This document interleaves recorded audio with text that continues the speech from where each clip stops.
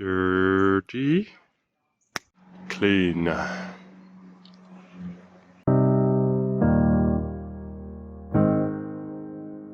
We are Nikki and Gert, a couple from tiny Belgium wanting to explore Europe and beyond. We converted our own camper van, Nigel, and together with our cats Nala and Siggy, we left on our big adventure. Together, we are Euronauts. Hi guys, we're back in Belgium and today we're gonna install the water heater. Here it is. It arrived here a few days after we left for our first trip. It is from ELGENA. It's a German company. 15 liter, works on 12 volt, 200 watts.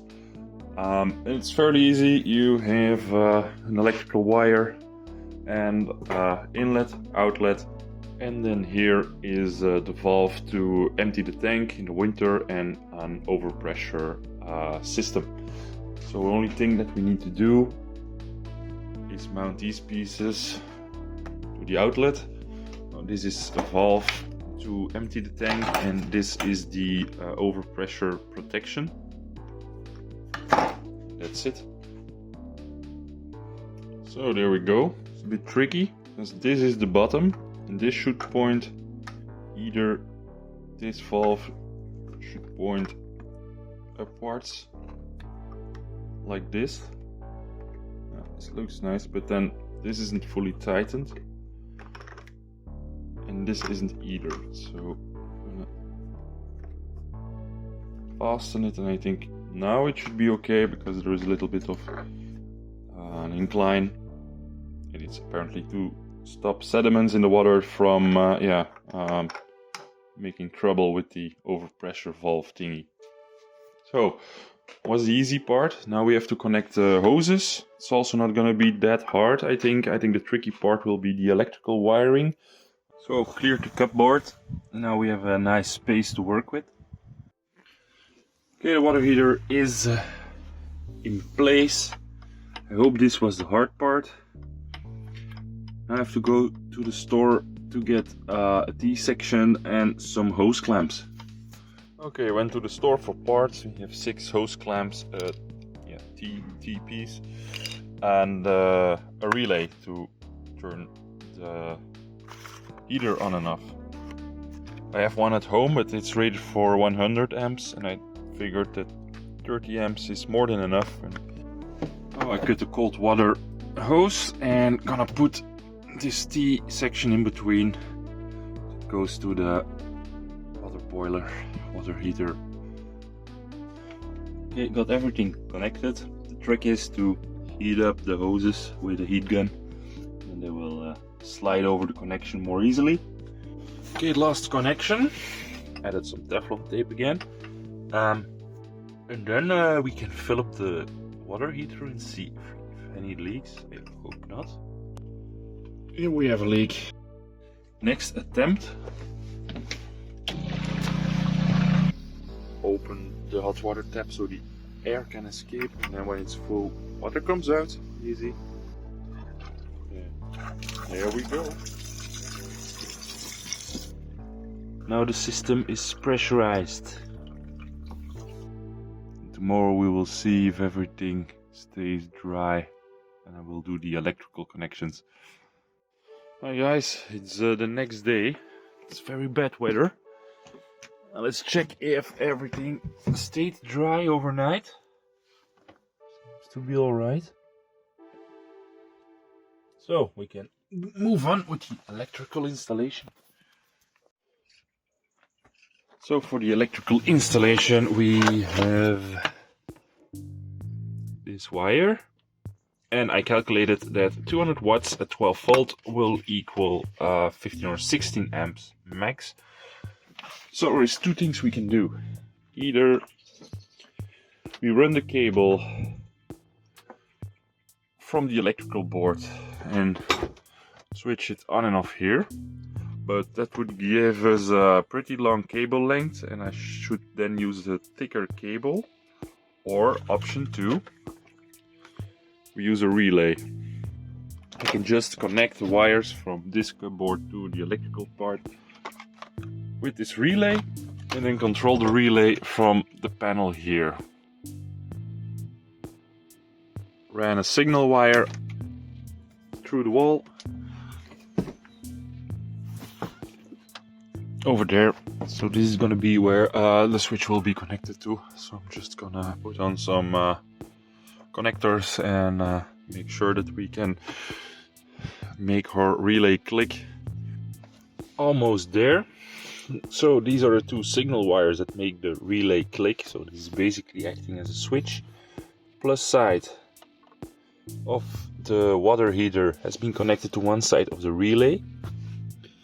This cable goes to the plus of the battery, supplying 12-13 volts.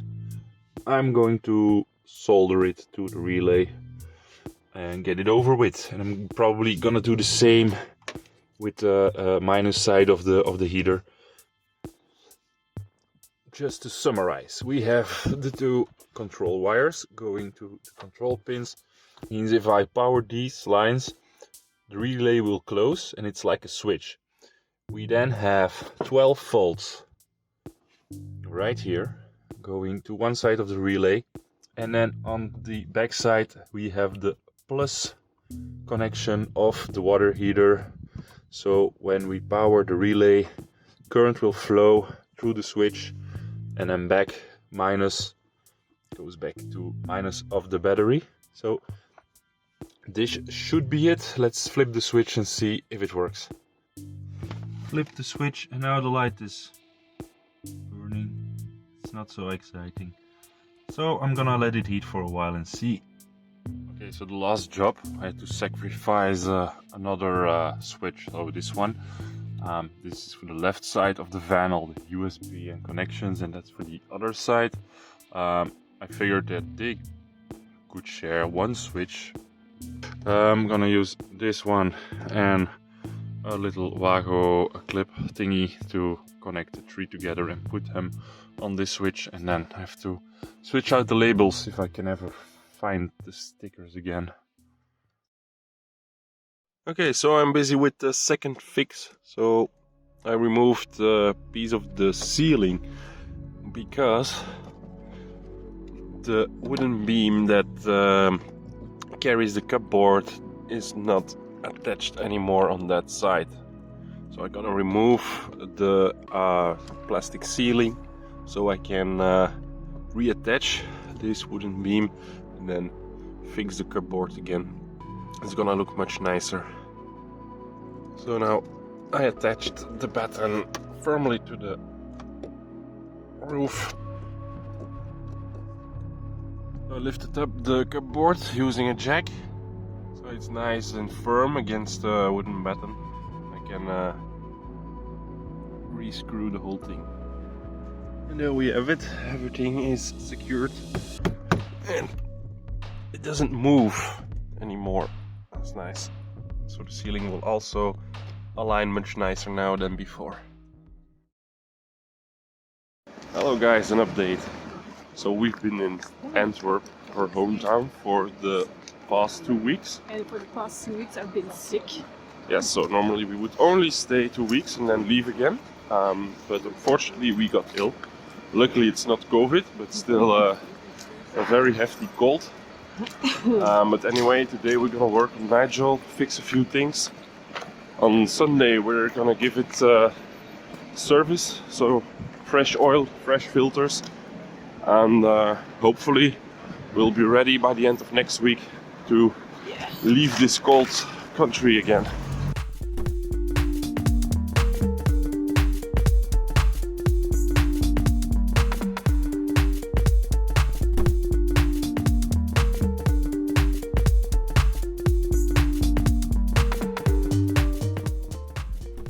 Okay guys, we are back with another little fix. So I'm going to put some silicone here on the windshield ceiling, because water gets through underneath the plastic and then drips on the engine itself.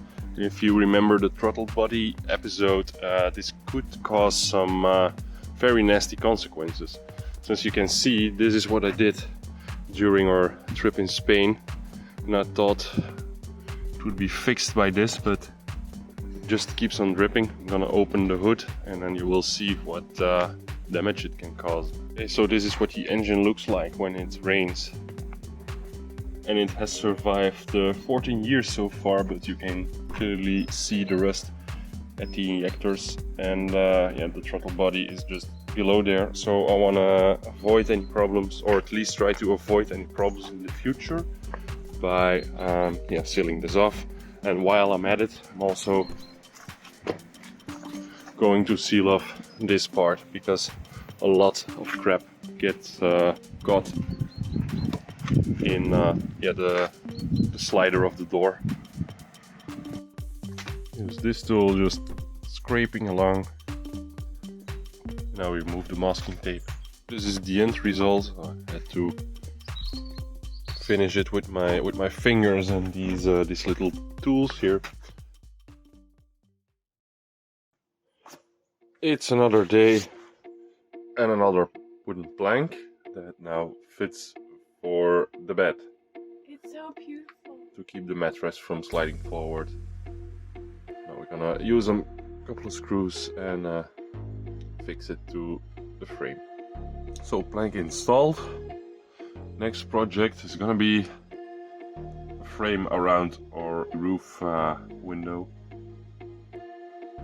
So I just fixed the first plank of our frame. It already looks nice, so let's hope we don't screw it up. We're now in the process of finishing the frame. Then we can put it in the van. And here is the end result.